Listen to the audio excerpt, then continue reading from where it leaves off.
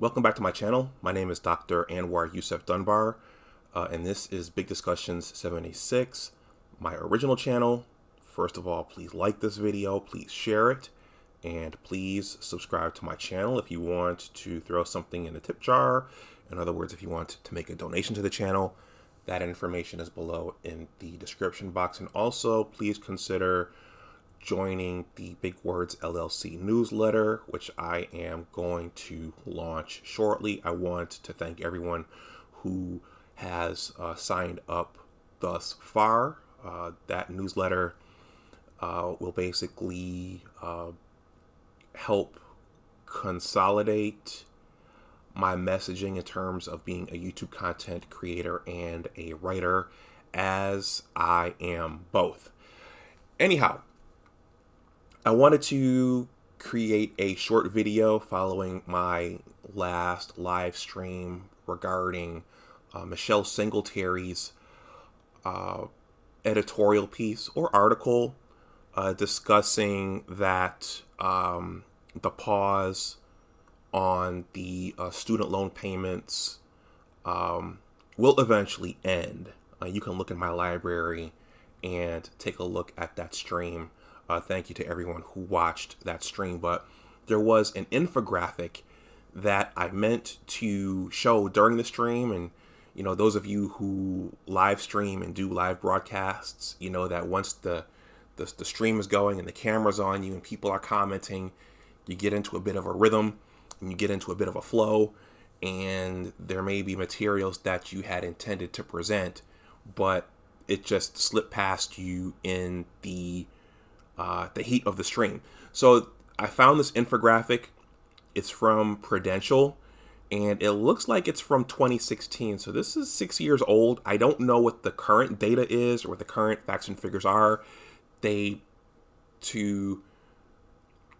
looks like they probably interviewed people to compile these numbers, but this is striking, and I think that it's important to share this and share this type of thing with young people in your circle who are thinking about going to college, because part of my message, even though I did earn my bachelor's and I did earn my PhD, and I am considered white collar in terms of my 9-to-5, part of my personal message is that a college degree is not a magic bullet.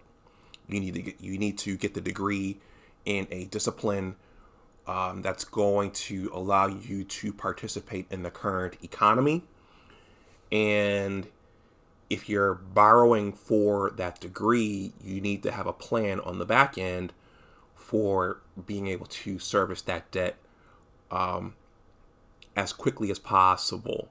A lot of young people don't understand the long-term ramifications of going into debt for a college degree, and there are numerous reports that the cost of college is skyrocketing and it's out of control, and there are numerous theories as to why that is, but we're here now, so it just is what it is. So I think it's important to, if you have a young person in your circle, pass this information along so that they're thinking about this before they sign on the dotted line, before the parents sign on the dotted line, and before they get saddled with this thing for the rest of their lives. Because student loans, unless you have a large sum of money to pay this off quickly, these things are designed to stick with you for your lifetime. In any case, the infographic, you've been looking at this as I've been speaking, but I'm just going to highlight the four numbers here. So according to this infographic from Prudential from 2016, and I don't have the updated numbers, this says 74% of students don't know how long they have to pay off their loan. More than half of, did I get that right? 74% don't know how long they have to pay off their loan. More than half of students, 56%, don't know that college federal loan repayment starts 6 months after graduation. Okay, 53% don't know what their monthly payment will be. Those who do know expect monthly payments between $200 and $300, in line with the nationwide median of $203 for today's borrowers. Again, this was back in 2016. 59% don't know how much of their income will go towards repayment. That one is huge. 1 in 4 graduates in debt say if they'd known more about their loans in college, they would have chosen higher income careers. So that's choosing a major that the economy will reward, or choosing incomes for which the economy has a need. A lot of young people don't understand that you can study what you want, but you have to also think about whether or not there's going to be a need in the economy on the back end for what you studied for. That's huge. And then finally, 52% don't know if anyone co-signed their loan. 2 million Americans age 16 and up carry student loans for themselves or their children. Among those 65 to 74, 27% have loans in default. This brings to mind the question, if you're a parent, should you fund your retirement account or fund your child's education? I had this discussion, among others, with my mentor.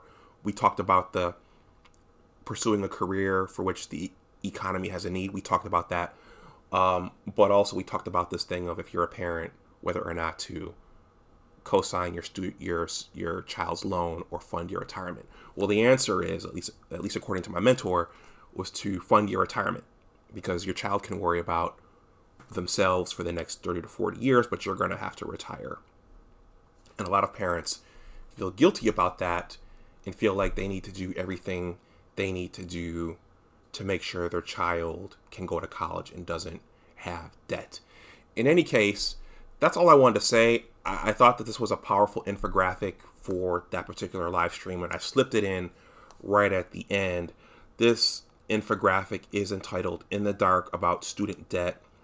Prudential's new study reveals that many current students borrow." Let me say that again. In the dark about student debt, Prudential's new study reveals that many current students borrow for college without understanding the terms of their loans. And I can put myself in that group. I didn't know the ramifications of my student loans at that time. I just did it. I was going to school to get a diploma. I was fortunate that, I went to a state school my first year, so I think we got Pell Grants and state grants and those kinds of things. When I transferred to my HBCU, my mother was willing to take out a Parent Plus loan for me. And not every parent is willing to do that for their child, but also my mother had good credit, so we were able to do that. So that's how we funded my first 2 years of college. For my last 2 years of college, I did really well my first 2 years, so I qualified for an EPA fellowship. The tuition was paid, and I got a stipend, and I had a research project. So the last 2 years were paid for of undergrad. And then for graduate school, I was in a STEM. I was in the Department of Pharmacology at the University of Michigan. So our tuition was paid, our healthcare was paid, and we received a stipend, which many of my classmates considered a bit of a slave wage, and that we were living in poverty. But the net of it is that we didn't pay for our PhDs. So I'm going to end this here. Let me know what you think in the comments section below. Please consider joining the Big Words LLC newsletter. Please like, share, and subscribe. Again, if you have a young person in your circle, pass this information and this knowledge on.